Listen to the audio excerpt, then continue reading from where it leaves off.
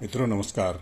आज के times of India में ये सूचना दी गई है कि हमारे देश में 2024 में जो बच्चे पैदा हुए उसमें पहली संतान के रूप में पैदा होने वाले बच्चों का अनुपात 66% का था।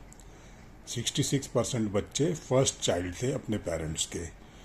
इसके बाद 23% के करीब बच्चे जो थे वो सेकंड चाइल्ड थे और थर्ड चाइल्ड 7.3% के करीब बच्चे थे। ये अखिल भारतीय स्तर का आंकड़ा है, लेकिन इसके विपरीत केरल में जो पहले चाइल्ड के रूप में बच्चे पैदा हुए उनका प्रतिशत 47 था और दूसरे नंबर पर वहाँ करीब 34.9% बच्चे थे। जो दूसरी संतान थी उनका कुल बच्चों की तुलना में प्रतिशत जो था वो 34.9 था और तीसरी संतान भी उन्होंने की जिनका प्रतिशत 13.3 था।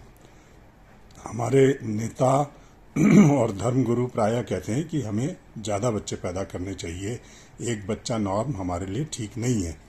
मैं इस विसंगति को कई बार उजागर कर चुका हूं और मुझे लगता है कि वास्तव में हमें ज़्यादा बच्चे पैदा करने चाहिए, कम से कम 2 बच्चे होने चाहिए। केरल जो कि देश का सबसे सुशिक्षित राज्य है, वहाँ के लोगों ने इस बात को समझा है, इसलिए वे दूसरा बच्चा भी पैदा कर रहे हैं। उनके यहाँ दूसरा बच्चा पैदा होने का अनुपात जो है वो 34.9% है, जबकि बाकी के देश में वो 27% के करीब है।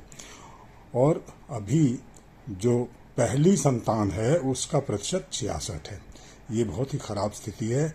हमारे देश के युवाओं को कम से कम 2 बच्चे पैदा करने चाहिए और यदि वो 2 बच्चे नहीं पैदा करेंगे तो उनके बच्चों का जो सामाजिक स्तर है, जो उनकी आपस में मेलजोल की प्रवृत्ति है, वो बहुत कम होगी और वे बच्चे सामाजिक प्राणी नहीं होंगे बल्कि एकाकी प्राणी होंगे। उनके मन में बहुत सारी ग्रंथियां होंगी, बहुत सारी हीन भावनाएं और असुरक्षा की भावनाएं होंगी। इस बात को समझने की ज़रूरत है। बच्चों का अगर सही विकास चाहिए, उनको मनोवैज्ञानिक रूप से सक्षम बनाना है तो उन्हें ज़्यादा सिबलिंग्स होने चाहिए उनके, और ये तभी संभव है जब हमारे युवा कम से कम 2 या 3 बच्चे पैदा करें।